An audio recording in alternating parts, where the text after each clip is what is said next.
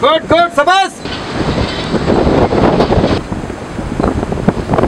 The gas cylinder. Hi, hello friends. In today's episode, I am going to talk about blizzard at Antarctica.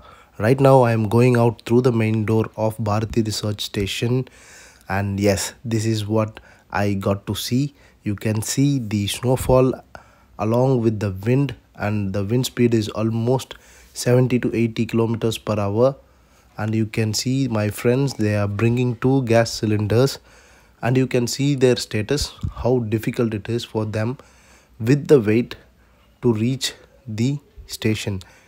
So think, if you have no weight in your hands and if you are walking in this kind of snowstorm, obviously you will be carried away. So you can see the entrance, and right now we have parked all our vehicles because the visibility is very poor, and we won't be able to travel not even 20 to 50 meters in these kind of snowstorms. These blizzards are really dangerous, and we have seen wind speed of up to 200 kilometers per hour. Would you imagine?